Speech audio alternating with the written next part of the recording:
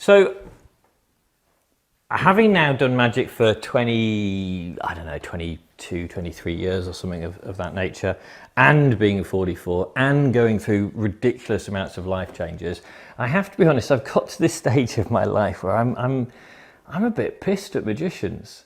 I think that there's a real sense where something's gone wrong and we've lost sight of what is fundamentally the most important aspect of magic, and that's misdirection. And I think it's something that's worth having that conversation about, it's worth thinking differently about, and it's worth being a little bit more honest about ourselves in that process. So I think it's worth spending a bit of time on. So for me, I mean, one of the things is that this whole subject of misdirection, I think, has been diluted down to an oversimplistic concept of, you know, I'm going to do something here and, you know, I want you to miss it, so I'm going to make lots of noise over here, and you're distracted, you're misdirected from the event. But I think that's quite a weak way of looking at it, and it also fails to understand that it's not the human eye that you need to misdirect, it's the human mind. So I think we need to peel this back, not from a let's talk about magic point of view, but let's actually begin with thinking about how does reality work? How are we perceiving what's going on around us? And what are the factors involved in that process that make us vulnerable ultimately as human beings to getting it wrong? So one of the start points, I think, to any discussion about misdirection is to understand that we do not see the world in the objective way that we see it. That this very experience that I'm having of reality is an illusion in and of itself. Because reality happens inside this black box in my head, my brain. But unless I have some kind of horrible accident or surgery, my brain will never see the light of day. My brain can't see anything, it can't hear anything, it can't taste anything, it can't touch anything. Yet within this box in my head, I process reality as I know it. But even down to something simple like sight. Can I actually see what's within my visual field right now? No. I mean, we know this because the optical nerve itself simply doesn't work that way. You know, at best I'm seeing a small amount of detail in focus. I'm seeing a bit of detail out of focus, and then I'm in the blind spot of my vision. I'm literally seeing nothing. And my brain is filling in this information as I go along. It's like an active hallucination. The image I see is upside down. My brain writes the image. Sight and sound don't work the way we think. You and I see and hear that simultaneously, but that's not how the brain works. The pathway for the sound to go from the click to inside the auditory canal to the processing part of my brain happens really quickly, incredibly quickly. Whereas the visual of that bounces through 4 or 5 different areas of the brain before it's processed as visuals as we know. There's a discrepancy. You hear that before you see it. So what does the brain do? Well, it says that can't happen, so I'm going to slow down the appreciation of the sound to coincide with the sight. What does that mean in real terms? Well, it means that we experience reality a fraction of a second behind reality. So right down to the very nitty-gritty basics of our ability to see the world, it's not what we think is going on. So on top of that idea that I am, how could I put this best? Literally making my best guess is probably the best way to put it. There's a small amount of information coming through my sight, there's information coming through my hearing, there's information coming through all of my senses, and on top of all of that, there's all the other information that I walked in here with, my beliefs, my assumptions. You know, the fact that when I walked in I glanced around, and even though I wasn't aware of it, I'm kind of taking in detail. Why? Because I want to be able to build this image up as I go along. So does that mean that we have an objective view of the world? No, literally the opposite. We have just a subjective view. objectivity is out of reach of the human mind. We can view objective things, but we still view those things subjectively. So now when we look at an idea, an object, we also realize that it's not just an object that I see as a three-dimensional shape. There's a story around this object. And my experience of this cup isn't just the experience of my eyes and my sight and my sight, my touch, the smell of the tea. It's more, it's the story around that. What meaning does this cup have for me? What historical meaning does drink have for me? Does the kind of cup, does it remind me of a birthday present? Does it remind me of a bad experience or a good experience? And all these things are very abstract, but they all piece together to form the reality that I experience. Well, why is this important from a misdirection point of view?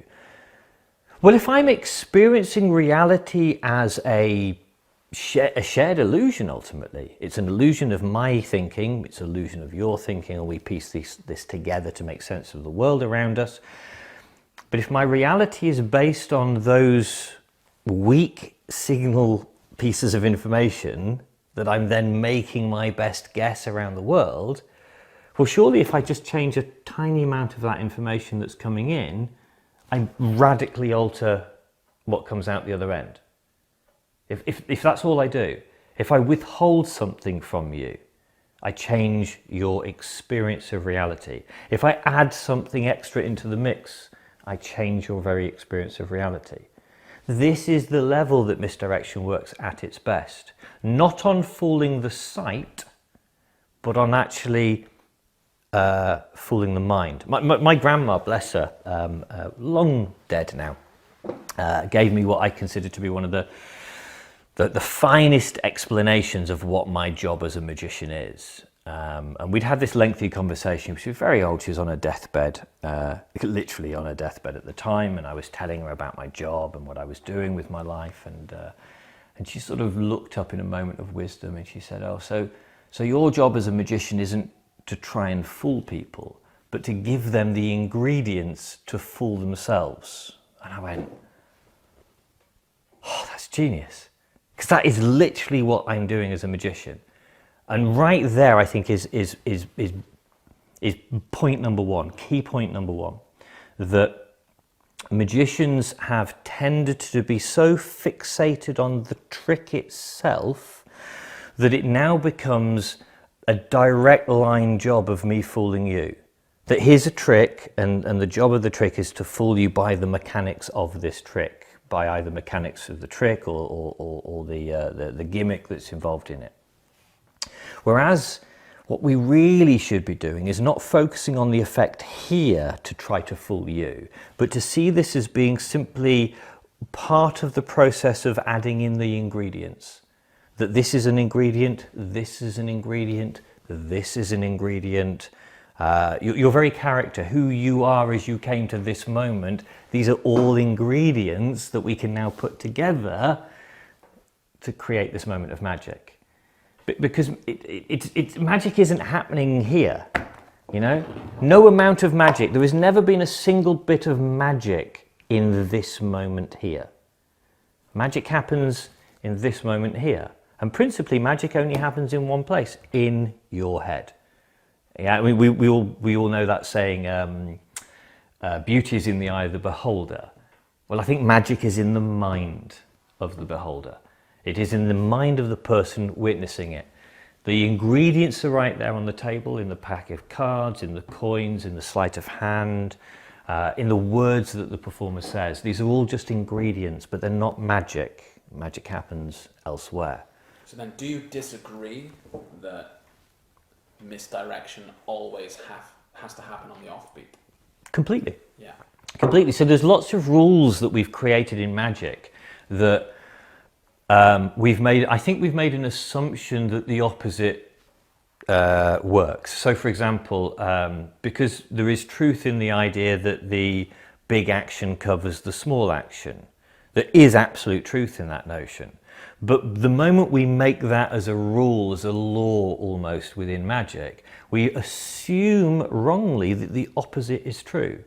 That therefore, if the big action covers the small one, that must always be the case. And now we discount that actually sometimes the small action can actually be incredible misdirection that causes you to miss something big. Because here's the thing about attention and about focus in any way. When we narrow our vision or focus in any way, we literally, and I mean literally, make the world smaller. And by world I mean this world, the world that we are generating in our thinking, the world that we make real as an illusion in our head. Because the very second we become focused and fixated on anything, that universe in our imagination just becomes smaller and smaller and smaller and smaller and smaller.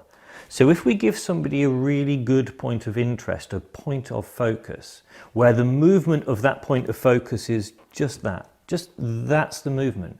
But if that is so riveting, we could shift the table, we could change everything, we could move the room around, and you would fail to see it because you were riveted at this, because this is more important. So one of the things, so principle number one, that we have to understand that the world doesn't work the way that we think it does, that we are always creating reality in our thinking. So if we understand what's going on there, now misdirection takes on a whole new world, because now you're open to lots of things. There are subtle things that create wonderful misdirection. There are big things you could take advantage of. There are small things. There are assumptions that you can take advantage of. There are cultural norms that we can take advantage of. There are character-driven assumptions that we can take advantage of. I love the part of the story of Chung Ling Soo. The very method for half of his tricks was automatically discounted because people assumed he was an old frail man. Brilliant. He didn't have to work to misdirect his audience because they were already doing the job themselves by making a set of assumptions, and he played into them. He gave them the ingredients. He gave them the ingredients. They fooled themselves. And now they have ownership. And again, it's this idea of if we work this as a battle, if I'm trying to fool you, now we've got a battle. And if you feel at any level that you're being fooled, you become more aware, more attentive. Or even if you don't become more aware and attentive, you become almost numb to the experience, because now you know it's happening. You can write it off as, oh well, he just got me to look away. I don't know what happened, I don't know how it happened or when it happened, but I know that I looked away, therefore, here's the moment. So is it more important, like you said, to not have them think that they looked away by covering an action? Is it more important to overemphasize each? Ideally, what you want is you want to create an environment where that possibility is already discounted. So okay, what we need to do is we need to strip this back now to another layer of understanding. So not only do we construct reality in our thinking, there's also a divide which people talk about, this idea of conscious-subconscious divide. It's not a good model, ultimately. It's a disproven model of how the mind works. A much better understanding would be to use the analogy that a guy called Jonathan Haidt puts out in a wonderful book called The Righteous Mind, which is the idea of a rider and an elephant. So if you imagine that your deep mind, your below awareness mind, is a massive elephant, and the above awareness, your what we call consciousness, the voice in our head, the internal dialogue, is like a little rider on top of a big fat elephant. Well, the illusion is that the rider always thinks that they're in charge, just in the same way that you think that your cognitive thought process is the driver is in charge of you as a human being. Actually, it's not. If you think about the rider and the elephant's in charge. You know, the rider might pull the reins this way and the elephant goes in that direction, but trust me, if the elephant one day decides to go in that direction, it is no amount of pulling on the reins that's going to make any difference. The elephant will go where the elephant wants to go. And this is a really great analogy for what's going on in the human mind. We only experience reality when it filters up to our awareness for post hoc reasoning. And that's pretty much what the conscious mind does. It reasons and rationalizes after the fact. The real reason why we went in this direction was because the elephant leant in that direction. And then once we were in that direction, our mind's job is to justify, like a press secretary, why we did what we did, to make it right with all the beliefs and the opinions that we have about ourselves and the world around us. And quite often there's dissonance between those two effects.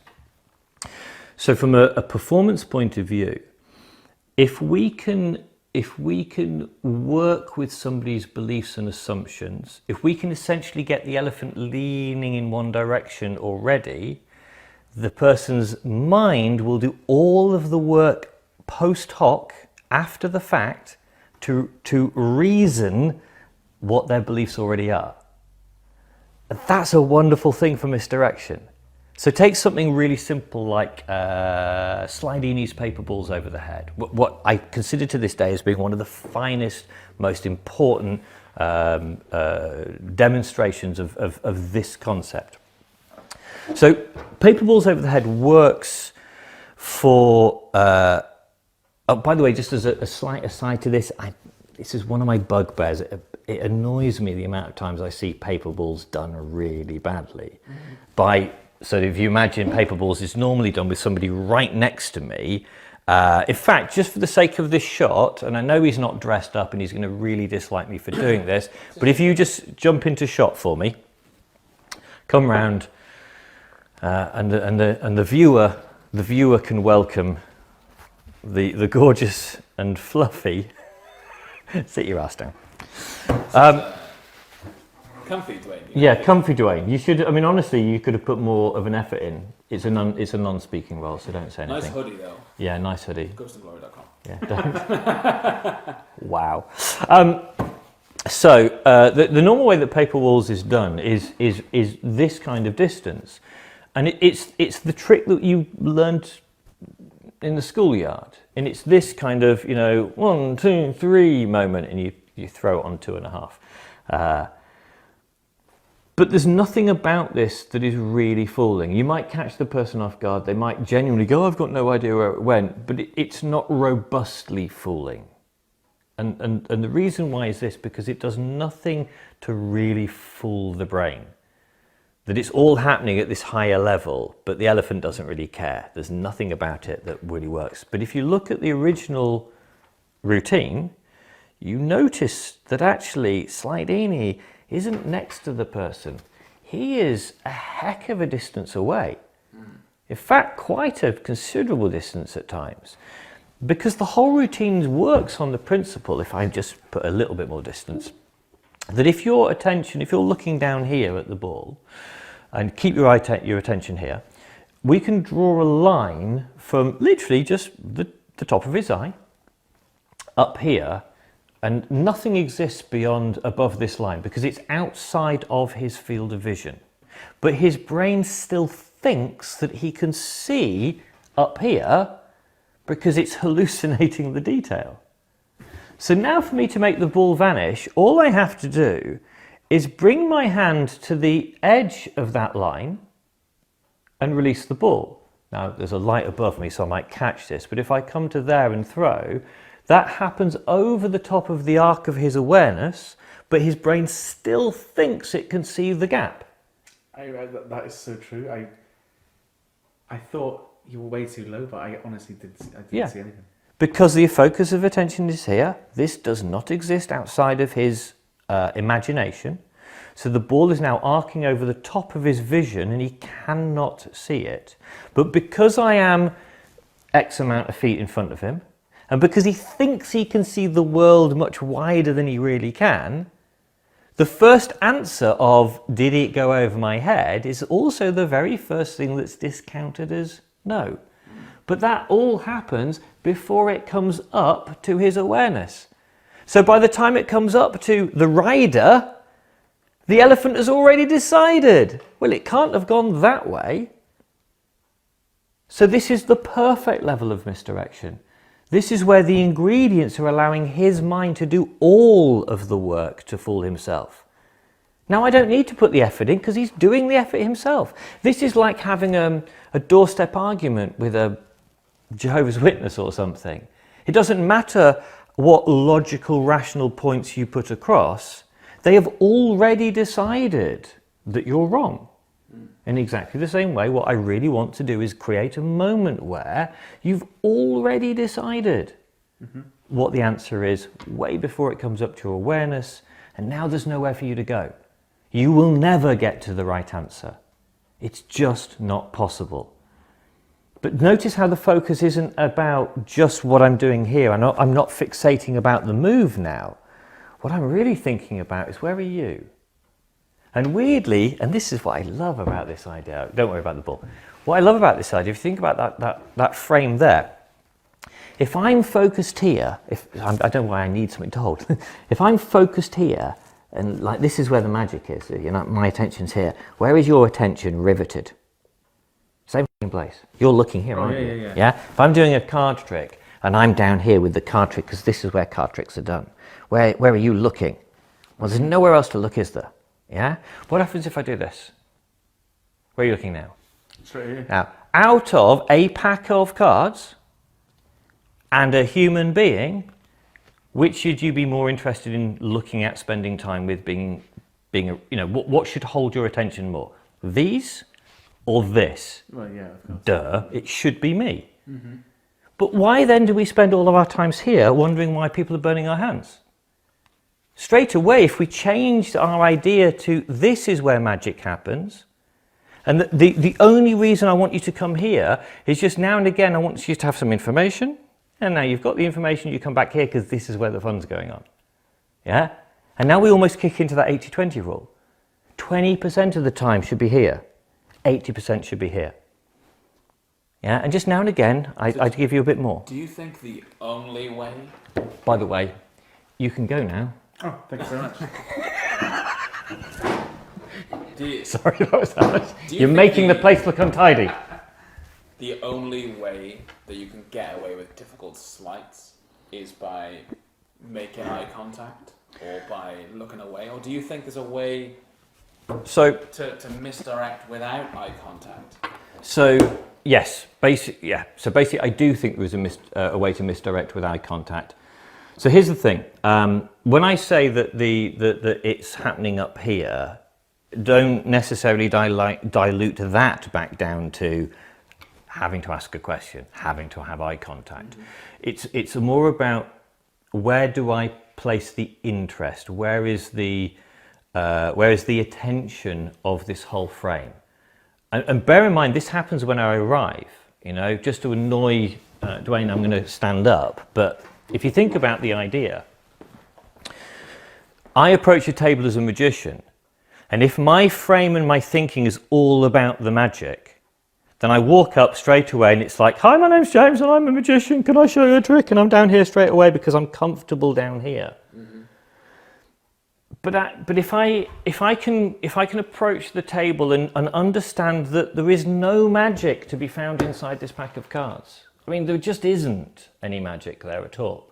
That all the magic takes place because of this relationship, because of the vibe that goes on, because of who you are, what you bring to it, how you and I engage. These are the things that make the difference. Now my frame changes and it becomes about this, it becomes up here. And because I start up here and I make this the interesting thing, I make me the interesting thing. Now when I bring you down to this is something that we have a shared curiosity about. There's an interest here. You know, let me show you something really cool. Now I'm excited and fascinated by this, and already you can feel yourself being drawn, but only to this because I'm drawing you to this. What you're really drawn to is me. That's what the draw is. That's why you're there. And if we, think about any magician that we know that we hold in that high regard. And right now, I would say somebody like Danny Daughters is a classic magician's example of that. Look, respectfully to Danny, it's not about the magic. It's not about the trick, should I say, that he's doing. The trick is neither here nor there. It's him. I mean, honestly, he could be, you could give him literally a blank deck of cards and say, just pretend, just mime your effect and do it in front of an audience of magicians. And I reckon 90% of that audience wouldn't realise that they weren't looking at a trick. I think they'd still feel like magic was happening because it's him, it's his character, it's the bounciness, it's the attitude he has with the audience, it's those little asides. This is what lets you get away with stuff. I'll share the story because practically, how would you get away now now that you've introduced yourself, you've drawn the focus to you? How would you get away with, let's say, doing a pass? So, the pass is funny because it brings me on to one of my favourite anecdotes, which is perfectly timed for this. Many moons ago, I was at Blackpool Magic Convention. I was wandering around and I saw a huddle of magicians, young... puddle of magicians. What is I can't remember who you said this originally, but the collective term, the collective noun for a group of magicians. It's a puddle. No, it's a wank. A wank of magicians. Take from that what you will. But anyway, there was this group of magicians, and they were performing the pass to one another with a real sense of, look how amazing and flawless and almost silent, and you can't see it from almost any angle. It was that level of debate, and it struck me as a curious thing to focus on for a variety of reasons. So I wandered up and I was having a half-arsed conversation with them. It looks really good. And I've slightly misinterpreted my tone as being more patronising than it was. I won't say it wasn't patronising, but he thought it was more than it might have been. But he kind of went, all right, come on, Grandad, let's see, sort of thing. And he handed me a pack of cards, and I was like, what here, now in front of all of you? And he went, yeah. I went, I just did. He went, oh, that's not fair. He said, brilliant. He said, that's not fair, I wasn't watching. And it's funny, but it struck me as interesting that actually I think we have a generation now of magicians and performers that have become so fixated on the effect itself that they've utterly lost sight of the affect that magic can have. And as a result of that, the frame is wrong. And if you're going to... So here's my point. If your interest is in these, if you're, as the audience, if I've made this the only thing worth looking at, and it's the only thing I'm interested in looking at as well, well, you're going to burn it. You're going to glare at it the entire time. And therefore, the only way for me to get around this, if I want to use the pass now, I've got to spend hours and hours and hours and hours just doing this move to try and get it flawless, to try and get it perfect. And by the way, that is my pass. That is as good as my pass ever gets. I've been performing for the best part of 20 years, and I cannot remember being caught on the pass. Because nobody's looking. And part of the reason that nobody's looking is I don't make this the bit worth looking at. So how do you go from showing someone a routine where they select a card, let's say Ambitious card, they select a card, they see it in the middle, you want them to have that attention because they chose it, they signed it, you want them to see that it goes in the middle, and maybe it comes to the top and maybe it doesn't, but how do you now take their attention away from something that you wanted them to be attentive with? So that's my point, though. We're not taking... So this is why the whole frame from beginning needs to be rethought. That it's not just good enough to go, well, I'm going to think misdirection is I want to do a pass, for example, and at this moment I'm going to go, sorry, what was your name? As I come up wildly to do the pass and then come back down again. The point I'm making is that if right from the start I made this the thing that was important, this is what's interesting. You already probably know what a pack of cards is. I don't have to explain any of this. Do you play cards? Yes, brilliant. Now we know. Yeah? Do you play cards? No. Have you ever played cards? Do you know what the cards even are? Yeah, of course I do. Brilliant. We don't need to emphasise and over egg this any longer. Do you think people do over egg it and they say things massively. like, oh, this is a normal Just, pack of cards? I mean, look, I'll be honest, I think even, and look, I have huge respect for some of these guys that are technically wonderful like this, but I even have a slight issue with like false shuffles. And the reason I have an issue with the false shuffle is I think that it's only really magicians that have drawn such attention to such things. Yeah? This idea of, I'm going to shuffle the pack and watch really carefully to make sure that, is that a proper shuffle? Is that a really good shuffle? See how good a shuffle it is. What? I will show you the false shuffle I have done for 20 something years now. And it's the only false shuffle I use, and I use it all the time. And it's that. I am not kidding you.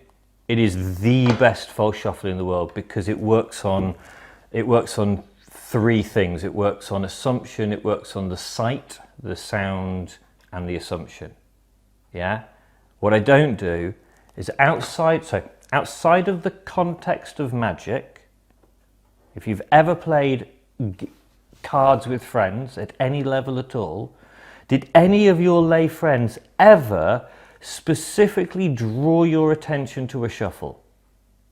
Never. Not once. Ever. But if you and I are chatting, and as we are chatting, I do that, what do you know just happened? Yeah, you shuffled. Yes. Yeah. It's true. So much more believable. And if you want to add an extra layer to this, you just simply stand up, and as you're chatting to somebody, you do this. Yeah? Because it's weirdly justified that you bring your knee up as a table, and oddly enough, it's just every part of the person's brain, and as long as you just do it casually, whilst you're still having a conversation, yeah, I understand exactly what you mean, yeah? And you carry on from there. You've done everything that you want because, again, I'm letting you do all the heavy lifting here. So, in the spirit of that, if you had me select a card now, yeah, it can appear in your pocket, you can palm it off, you can get it to the top. Whatever. Can you show physically what you would do for misdirection now in that as an example? Like, if you were to take this and say, take out a card, and I did, and place it back, can you go through the actions and maybe... Okay. And then maybe at the end, say to someone, okay, my goal was to do this, and if I catch it, I'm not looking for it, but... Yeah. No, I'm with you. So for me, the importance of a lot of this is actually to shift the focus of importance. Mm-hmm.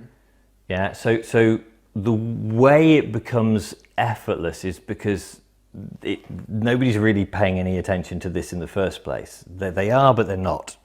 Yeah, they think they're watching, but they're not really watching. I realise I sound like the voiceover for The Prestige as I'm saying this, but they think they're watching, but they're not really. They think it's like the classic thing. People think they want to know how magic is done, but actually they probably really don't because they're always wildly disappointed when they find out. If I'm gonna misdirect with this moment, what I'm going to allow is everything. So hang on, before we come to this, I think this is important too. So whoop, misdirection? That was misdirection. Yeah. You have no idea what you've lost in that moment. Your dignity mostly. So I'm also a firm believer in the environment in and of itself has an effect on misdirection. character has an effect on misdirection, my character as well as yours. So for example, if you present as quite an arrogant person, you're slightly easier to misdirect because your beliefs are already quite narrow. So the kind of person that says, oh, I never get fooled by magic. Well, that already tells me that you've got a narrowed thinking because you don't think you can be fooled. You've now got a blind spot to being fooled. Mm-hmm. That's information. I can use that against you. I can use your own arrogance as literally the misdirection. Because one of the things about arrogant people like that is that they like to make sure that other people know that they know.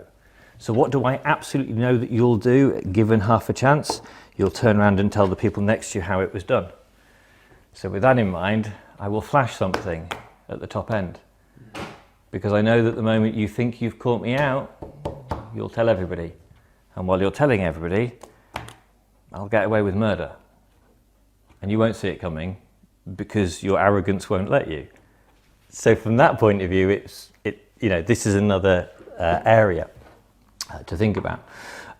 So from a practical point of view, if I wanted to, I'm just thinking, what could we do? Okay, just a simple one like this. So say stop wherever you wish. Stop.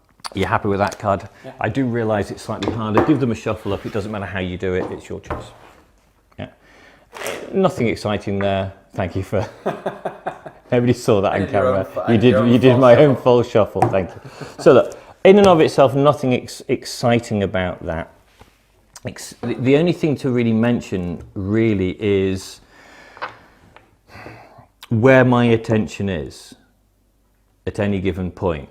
So part of the reason I casually do this is weirdly because I want you to have to look at the cards to get what the card is, but at the same time I want everything about the way that I'm doing it to not make it feel like there's pressure, to also not make you feel like I'm interested either, because now you're not trying to see whether he's paying attention or not. You see what I'm saying? It's all very, just any way you like, say stop. Yeah. As soon as you've got it and I'm about to steal, I am going to just soften everything down here and just let it almost drop slightly as non-important, but come up a little bit at the same time to draw your attention, which allows me to, in this case, size still out the card. And then as I hand it over, I also break eye contact as I hand it, because if I do this, your attention comes with it. Yeah. If on the other hand, as I hand it, I kind of ask somebody over there half a question. Yeah, I'm not looking at the deck. You're now not looking at taking it, etc. Yeah. So things like that. It's more. Again, I would argue that in this context, it's more the attitude that's going to make that difference. That I'm much more relaxed, which brings me on to another important point, and that is if you want to be really good at misdirection, you need to overcome the fear of being caught. Because the one thing that will allow your magic to take that next stage, for things to be better and better, is to give yourself that time to get it wrong and be okay with getting it wrong. And if you do get it wrong, if you were to do that same routine, and someone says, it's in his hand, it's in your hand. Yeah. What would you do? What would you say? So we're character driven here at this point. So me personally, on the occasions that somebody says, oh, you just put it in your pocket or whatever else, I tend to kind of just look at them and I go, yes. Yeah. Like, how else did you think this was going down? Yeah. Yeah. And if I really feel the necessity, I might even lean in and go, did you think it was real? Yeah. And just let that moment hang and like, oh yeah, sorry, kind of thing. And people tend to.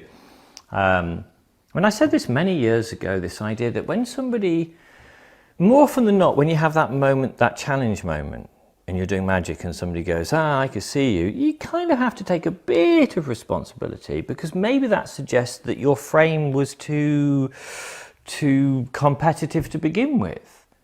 I try as best as I can to set my frame more of this collaborative curiosity thing. You know, I want you involved in this as well. We do this together.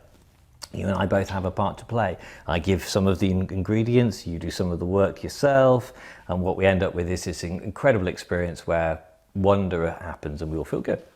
So how would you, because like you said, that's character driven, but what if you were in a loud environment and you couldn't necessarily rely on conversation, or you couldn't rely on speech? If you're going to present someone with a card and control it to your pocket? Yeah, so again, environment is wonderful. So I used to do a lot of card tricks and magic in VIP rooms at a place called The Venue, which was a nightclub down in Bournemouth many years ago.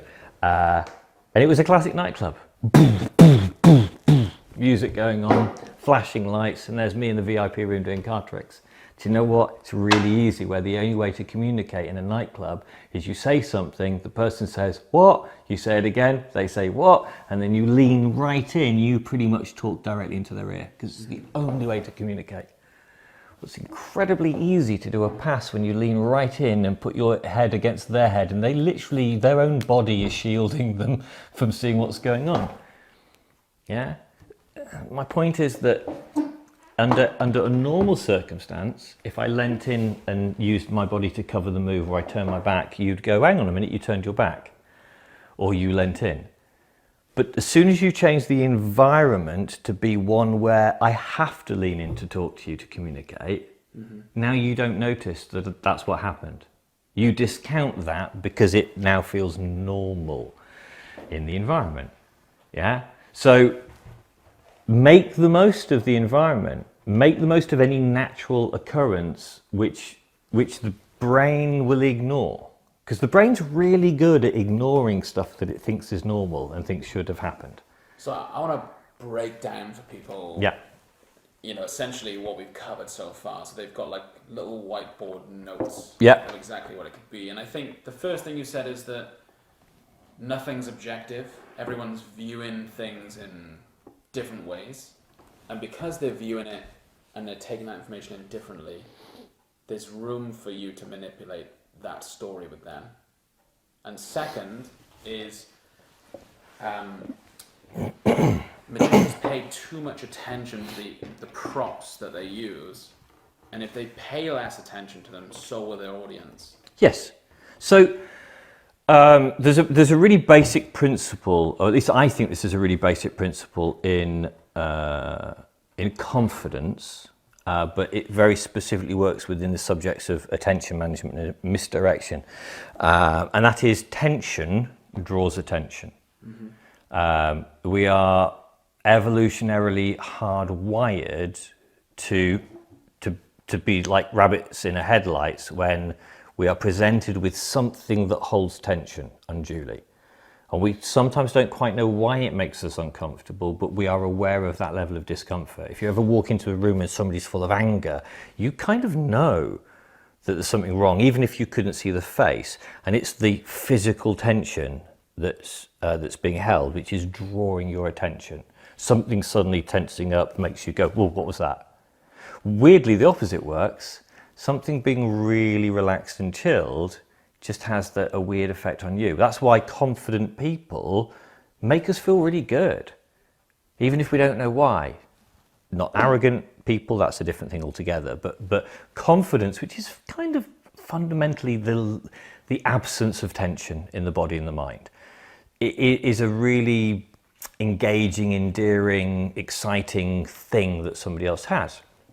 So in anything that we do, if we present with tension, we will draw attention. This is a classic mistake of magicians, because you have that classic instructions in the 1940s books of magic. Palm the card and simply forget that you're palming the card. You know, don't think about the card in your hand kind of advice. Well, the only way, you know, what happens when you don't think about something is that you end up thinking about it. And if the instruction is you'll only be a good magician if you forget about the card palmed in your hand, what we actually do is we end up feeling full of tension. On top of that, if we believe that the world falls apart when somebody finds out that you're not really as magic as you profess to be, we end up with this properly like clammy hands, panicked experience, which draws attention.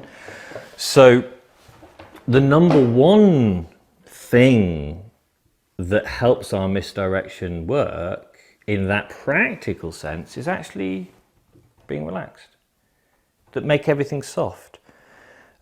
Speed is not is not an asset for you at all.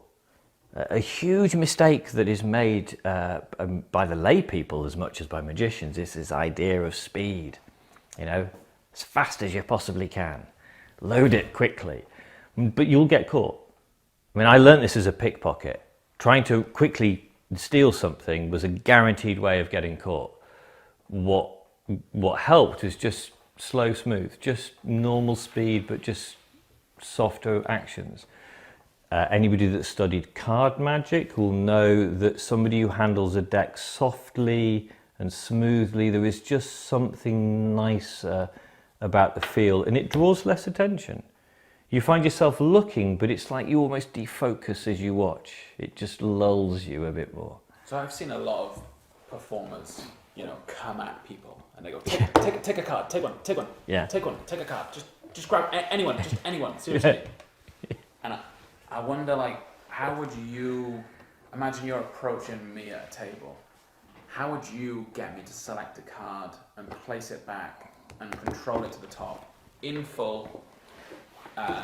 In terms of the cadence of your delivery, you don't have to prove the misdirection. No. How do you show that without tension? So part of it is that process has begun already. It's begun as I've come to the table, as I've set the tone, as I've chatted to you. Many years ago, I remember going to a lecture that Noel Britton did at the Magic Circle here in the UK, and he made a comment that how many of you could walk up to a table in a restaurant and have a 2-minute conversation with the group of people there without mentioning magic? And actually, when you think about it, it's a really hard thing to do because we're conditioned into this pick a card, any card kind of thought process. But if we can overcome that and get talking to people, then already we start to learn the real frames that make things work, that what really is interesting to people and how to change that dynamic. Because actually, if you're interested in me now, I say, look, you know, actually there's something really interesting I'd like to share with you. Would you be okay? Yeah. Honestly, I find this kind of interesting and a little bit fun. Take one out. This part isn't really where it gets interesting. Do remember what it is. I'll just, stick it back in there somewhere. Yeah, are you happy there? Yeah. We could do, I mean, anything you like. We can do some fancy cuts and shuffles, but that's not where I want this to be. That's not where I want our focus to be. Now, there we go, cut that. What is interesting, I think, about that is that the move was a non-move. In any magical thing, if you wrote that down, you'd be like, what, really? But I know that flies because I do it all the time. You know, why do a move when no move is needed? If the person's going to make enough assumptions because they don't expect that conflict, that trick. If I say, here's a trick, pick a card, I'm straight into that, oh, I know what's going on, you're about to fool me, and therefore I'm going to be watching and trying to catch you out the whole time. The change, it's different. You and I get on fine, and I just say, take a card out, and I say, pop the card back, and at this point, I literally just do that. I'm not even double undercutting. I'm not even trying to hide, and I'm literally just, you know, it's almost a case of, grab that one. Mm-hmm. It's almost a case of, and this is, again, I love these discrepancies which prove this point. Yeah, if we're having an engaging moment and we're having a chat and you've taken a card and I put a break in there because I have a conversation over here, we're shooting the breeze, we're chatting, saying hello to the waiter from last night, all that kind of stuff. This all just makes the focus widen. And now when I come back here and I go, pop the card back down, and there's a little half beat in a moment as I say, yeah, I know exactly what you mean, and then I put the cards back like that. Yeah. It's not the move. The fact that there is that ridiculous, you put the card there and I blatantly did that, is utterly irrelevant. What's relevant is the assumptions that people make because they're not riveted here. They're riveted here. They're riveted at the thing over here. The real misdirection is actually It's a game of focus. Yeah, it is literally a game of where is the spotlight shining and why are you following the spotlight in the first place? Yeah, if my attention is here, your attention is here. Really as simple as that. And it's not just about, and when I say attention, I don't mean my sight. Yeah. I mean my attention. Where is the spotlight of my awareness? Where is my mind focused? Because you know full well, you can have a person stare at the deck and you get 3 sentences into the trick and you think, you're not watching this at all, are you?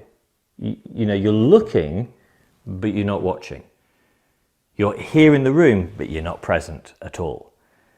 Because it turns out it doesn't matter what you're looking at, it matters where you are, where you're thinking. And at which point, if your attention is on me, and then my attention is genuinely interested in this lady over here, you're going to look at the lady over there. And if I try to make you look at her, you probably won't. But if I just am interested, you'll look. Mm-hmm. I had a wonderful conversation with Gary Jones. We've debated this for many years, and one of my favourite things, we talked about the idea of, the classic one in magic, people will say, what do you do about audience members wanting to see dodgy props? Yeah, you know, this classic thing in magic, you've got a pack of cards, say for example, you've got an invisible deck you're working with, and the question is always, oh, what do you do if somebody says, can I have a look at that? And we've all had that experience where you've got your gimmicked Sharpie or your gimmicked wallet and you've just done your trick and somebody goes, oh, let me have a look at that. And you go, oh no, no. And actually, if you understand misdirection, you understand that the right answer to let me have a look at those is, yeah, sure. But as long as the very second later, the moment that this has left my hand, my attention is now on something else. That I now make this thing over here so damn appealing that you lose interest in that completely. And that to me is the key. But also the very action of you saying, can I have a look at that? And me going, yeah, yeah, whatever. And carrying on means that you now have no interest in that either. Mm-hmm. Why would you? And part of that is because I've moved the tension. Yeah? If you say, can I have a look at that? And I tense up, boom, you're on it like a shot. If you say, can I have a look at that? And the little bit of tension that I naturally had in me vanishes completely. Literally that action there of, can I see the cards? And I go, yeah, yeah, whatever. Like, whoa. You feel yourself go, I kind of don't want to now. It's not interesting. And if you add on top of that, immediately as I go, yeah, sure. Yeah. You know, I replace it with something else. Now all of a sudden, whoa, what was that? What was that? What was that? Yeah. Sudden movement. I want to know what that was. No, no, it's nothing. No, no, no, no, no. I really want to know what that was. No, no, no, it's fine. No, no, no. Show me, show me. And you go, all right. Don't tell anybody. And we just exchange items. And you can look at this all you like because it's meaningless. Yeah.